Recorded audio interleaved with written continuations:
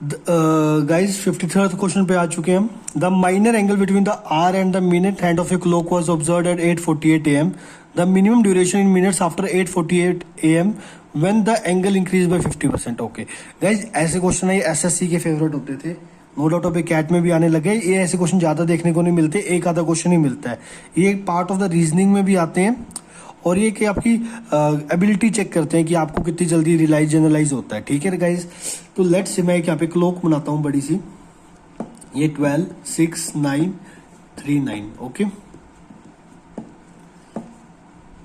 10 11 1 2 4 5 7 8।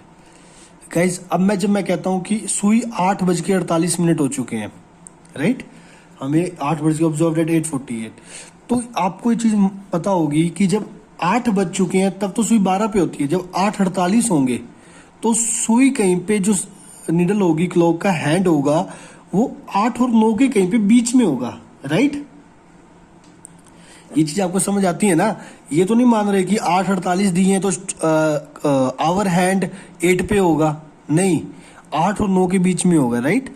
और जब वो 48 कह रहा है, 48 मतलब 45 से ऊपर 50 से कम, तो मतलब ये वाला एंगल, ये समझ आता है आपको कि ये 8:48 हो चुके हैं।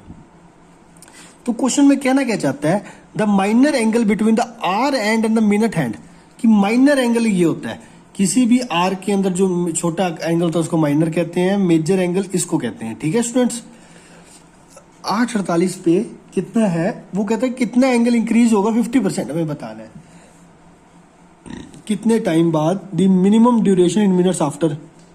जितना ये एंगल है, मान लो ये 20 डिग्री का एंगल है, तो कहता है कि इसका आधा एंगल 10 डिग्री कितने टाइम बाद बढ़ेगा, मतलब कितना इंक्रीज हो कि ये इसका क्या हो जाए, ये इसका आधा और बढ़ जाए और टाइम आ जाए बराबर।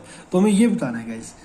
अब मुझे आपको एक चीज बताता हूँ, एक इसको ज्यादा लंबा ना करते हुए इन क्वेश्चन को इसमें क्या करते हैं, इसको 12 से मेजर करते हैं।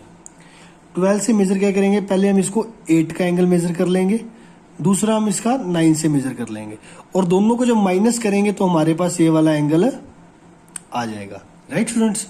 तो बेसिक इसमें ना जो आपको पता होना चाहिए, बहुत एक चीज होती है कि जैसे अब देखो टोटल कितने होते हैं, 360 डिग्री होते हैं, राइट। 12 घंटे में बांटा तो 1 घंटे में कितना डिग्री घूमा, 360/12, 1 घंटे में 30 डिग्री घूमा, 1 घंटे में 30 डिग्री घूमा, और 1 घंटे में 30 घूमा तो 1 मिनट में कितना घूमा होगा, 30/60, 0 हाफ, मतलब 1 मिनट में आधा डिग्री घूमा। जब मैं कहता हूं 8:48 पे हुए हैं, तो जो आवर हैंड है मेरा 8 पे तो पार कर ही गया वो, पर ये जो छोटा सा इसने डिस्टेंस पार किया है 48 मिनट का, वो तो आधे डिग्री एंगल से किया है ना। तो 8:48 पे आवर हैंड का एंगल क्या होगा, 12 बजे के हिसाब से देखते हैं, 8 × 30, क्योंकि देखो 1 घंटे में 30 डिग्री है तो 8 घंटे में 30 डिग्री समझ आती है। जो ये थोड़ा सा डिस्टेंस ऊपर गया है, कितना गया है, 48 × आधा, 8 × 30 कितना हो गया, 240, 48 × आधा कितना होगा, 24, कितना हो गया, 264 डिग्री 12 बजे से लेके चल चुका है। अब हम मिनट हैंड का देखते हैं, मिनट हैंड का विद रिस्पेक्ट टू 12 बजे। अभी टोटल कितना चल चुका है, 48 तक चल चुका है, तो उसको क्या करेंगे, 48 × 30। पॉइंट इज नाउ कि अब यहां पे जब हम 48 को करेंगे तो ये 30 से नहीं होगा, ये 6 से होगा। 6 8 जा 48, 4 4 6 जा 24, 288 डिग्री एंगल आ गया, राइट। अब 9 तक ये आ गया, यहां तक ये आ गया, हम दोनों को माइनस करेंगे, 288 - 264, कितना आंसर आया, 4, और ये आया 24, तो ये 24 डिग्री का एंगल आया। मतलब आवर हैंड और क्लॉक आर के बीच में कितने का आया, आई एम सो सॉरी, कितने डिग्री का आया, 24 डिग्री का आया। ठीक है, अब ये जो 24 डिग्री का आया, क्वेश्चन में क्या पूछा, 50% इंक्रीज होना चाहिए। कितना इंक्रीज होना चाहिए, 50% इंक्रीज होना चाहिए। 50% 24 का कितना हुआ, 12 डिग्री। अभी 12 डिग्री इंक्रीज कितने मिनट में होगा हमें ये बताना है, राइट। अभी क्या होगा, आफ्टर मान लेते हैं m minutes, after m minutes, after m minutes increase होता है एंगल, मान लेते हैं 6 माइनस 0.5 इंटू एम, ठीक है। ये क्या आ गया, 11/2m आ गया।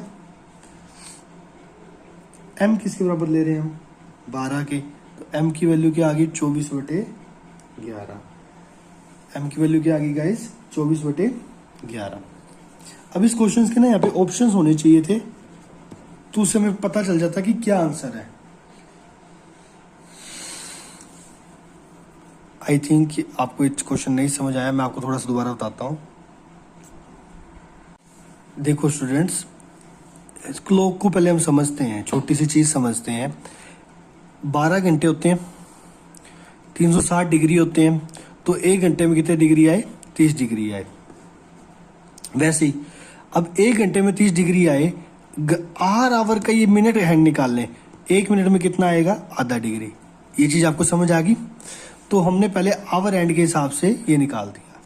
फिर जब हम मिनट हैंड पे गए, मिनट हैंड पे आपने सोचा होगा यहाँ पे सर ने 6 क्यों लिया, 6 इसलिए लिया राजे, 360 डिग्री एंगल है, 60 मिनट होते हैं, तो 1 मिनट हैंग 1 मिनट में 6 डिग्री एंगल चलती है। कितना डिग्री चलती है, 6 डिग्री।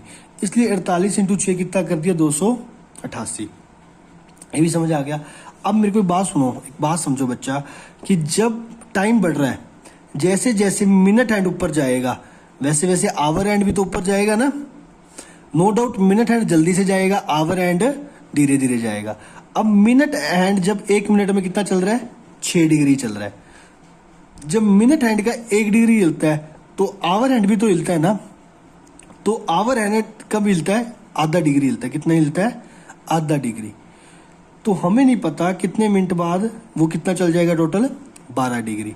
तो ये कितना हो जाएगा, 11/2m हो जाएगा। m क्या ले रहे हैं यहाँ पे, टाइम लिया अपने 12, तो ये क्या आ जाएगा, 24/11 मिनट के बाद उन्होंने क्या पूछा है अपने पास कि जब एंगल इंक्रीज बाय 50%, एंगल जब पूरा 50% से इंक्रीज करेगा, वो कब करेगा, 24/11 मिनट्स के बाद। सिंपल क्लॉक का ये आपको फॉर्मूला नहीं भी आए तो आपको इतना याद रहना चाहिए कि 12 घंटे 360 डिग्री है तो 1 घंटा 30 डिग्री। अगर 1 घंटा 30 डिग्री है तो 1 मिनट आधे डिग्री में। ये किसका हो गया, आवर हैंड का। किसका हो गया, आवर हैंड का। सिमिलरली 60 मिनट में 360 डिग्री होती है तो 1 मिनट में कितना आ जाएगा, 6 डिग्री। ये किसका आ गया, मिनट हैंड का। किसका आ गया, मिनट हैंड का। और ये चीज भी आपको याद रखना, छोटे होते हमें चीज को निगलेक्ट करवा दिया जाता था स्कूलों में कि जब मिनट हैंड बढ़ रहा है तो आर हैंड को हम नहीं देखते थे, आवर हैंड को नहीं देखते थे। पर हमें यहाँ पे देखना पड़ेगा ना, अगर मिनट हैंड बढ़ रहा है तो आवर हैंड भी तो बढ़ेगा, तो उसमें एंगल में तो कुछ माइनस होगा ना। जितना ऊपर जा रहा है उतने से वो माइनस हो जाएगा। सिंपल। ये क्वेश्चन मेरे को पता है थोड़ा सा ट्रिकी क्वेश्चन था कि बच्चे अक्सर क्लॉक में अड़ जाते हैं, क्लॉक को मुश्किल समझते हैं। पर डियर, क्लॉक में सिर्फ 3-4 बातें हैं जिसको आपको दिमाग में रखना है और इन क्वेश्चंस की प्रैक्टिस करनी है। ये बहुत इजी क्वेश्चंस होते हैं, इस अपने मन में से डर निकाल दीजिए क्लॉक्स का। इसके 3-4 कंसेप्ट है, कोई ज्यादा कंसेप्ट भी नहीं है। जल्दी मैं आपके साथ एक वीडियो शेयर करूंगा क्लॉक की, जिसमें कैट के रिलेटेड सारे क्वेश्चंस आपके साथ डिस्कस कर दूंगा मैं। आई होप कि अब आपको ये क्वेश्चन समझ आया होगा। Thank you students.